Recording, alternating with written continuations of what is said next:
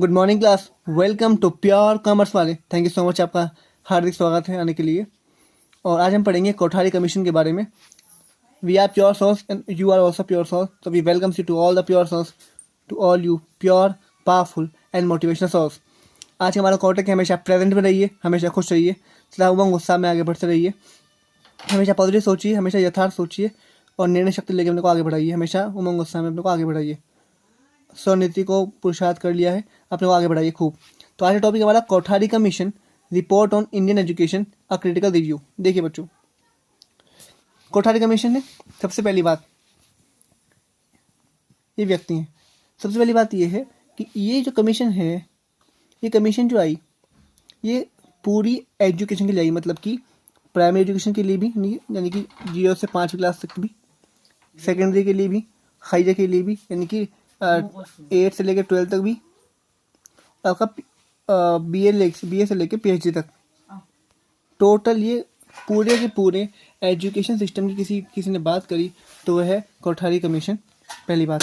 दूसरी बात ये आई 1964 में। तीसरी बात, जो कोठारी है, आप सोच रहे हैं कमीशन तो आप समझ गए होंगे। कोठारी जो है एक व्यक्ति का नाम है, इनका पूरा नाम है DS कोठारी। DS कोठारी 1964 एक व्यक्ति हैं DS कोठारी। इनकी अध्यक्षता में कमीशन हुई, मतलब कि एक चेयरमैन है, प्रेसिडेंट है। और इन्होंने जो रिपोर्ट दी वो दी लगभग 1966 में दी, जब भी देखेंगे अभी। और इनकी कमीशन की रिपोर्ट के आधार पे ही हमारा ये आया NEP, नेशनल एजुकेशन पॉलिसी। पहली नेशनल एजुकेशन पॉलिसी आई है 1968 में, जो कि इन्हीं के सजेशन पे आई है। ठीक है। तीसरी बात, जो हम पढ़ते हैं आज 10+2+3 का फॉर्मूला, मतलब कि 10th क्लास, 12th क्लास और 3 मतलब ग्रेजुएशन, ये भी इन्होंने दिया।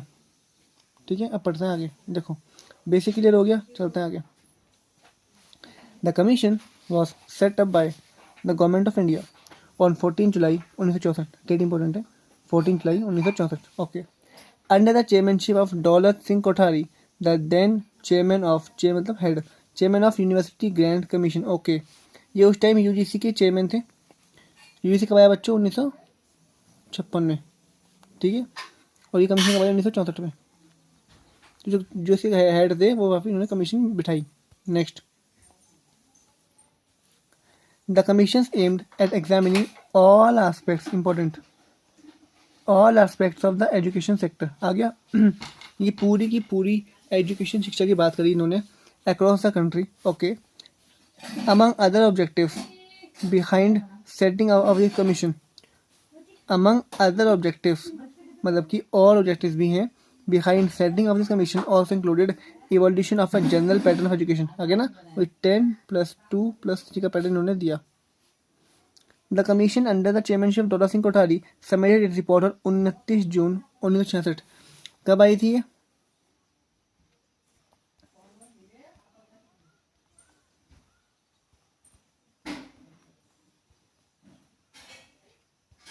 ये आपकी आई थी, ये आई है कि 14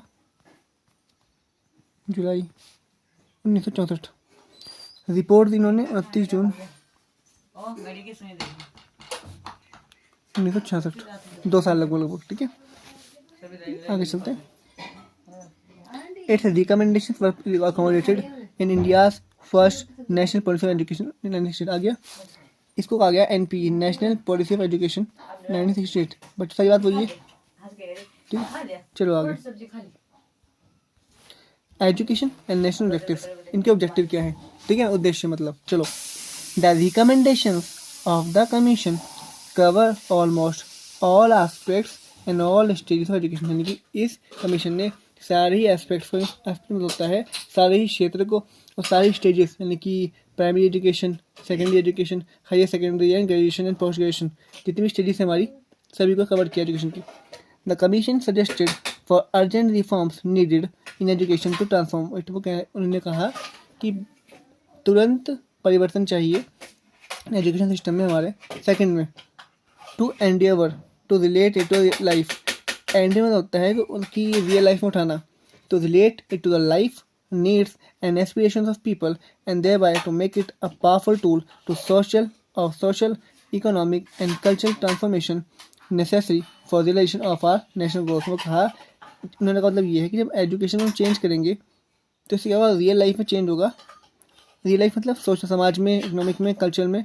समाज में मतलब कि हमारी सोच चेंज होगी तो हमारे थॉट्स अच्छे होंगे। इकोनॉमिक मतलब हमारी जॉब लगेगी। कल्चर में होता है कि हम अपने को ऊपर उठाएंगे। तो बेसिक मतलब बात ये है सोशल इकोनॉमिक का कि अपने को ऊपर उठाएंगे। ठीक है। Motivation necessary for realisation of national goal. ये होगा तो हमारे जो नेशनल गोल्स हैं, कंट्री के नेशनल गोल्स होते हैं ना, कंट्री के नेशनल गोल होता है कि इतना अचीव करें, सस्टेनेबल डेवलपमेंट हो, उसमें हमारी मदद मिलेगी। Next, these are popularly four called task of reformation in education। Reformation यानी कि 4 चीज़ों ने बेसिकली की। पहला कहा इंक्रीजिंग प्रोडक्टिविटी, यानी कि प्रोडक्शन जानते हो आप, प्रोडक्टिविटी में होता है किसी भी चीज़ को गुणवत्तापूर्वक करना, यानी कि एफिशिएंसी के साथ करना। नेक्स्ट, इसमें क्या क्या शामिल किया, साइंस एजुकेशन है, ओके, वर्क एक्सपीरियंस है, okay, application of science to productive process, ठीक है, एंड है वोकेशनलाइजेशन। इसमें होता है बच्चों व्यवसायिक शिक्षा, मतलब कि बच्चा पढ़ाई भी कर रहा है, साथ साथ में इस काबिल भी हो गया कि वो उसके पास कोई स्किल आ गई, वो अपने दम पे स्टैंड कर रहा है। ठीक है, रोजगार मिल गया उसको। ठीक है, अपने दम पे आगे बढ़ रहा है। ठीक है, वोकेशनलाइजेशन कहते हैं इसको, कि अपने दम पे स्किल ले ली कोई भी और अपना रोजगार ले रहा है, अपने दम पे अपने पैरों पे खड़ा है। ठीक है, secondary education should be largely, secondary मतलब कहाँ गया पे 8 to 10th। Secondary education should be largely vocalized, and in higher education, okay, coming in higher education, a great emphasis should be placed on agriculture and technical education। वो कह रहा है 8th 10th में skill आ जानी चाहिए बच्चों को। ठीक है, ये उन्होंने कहा। तो अभी ओके, आगे चलते हैं।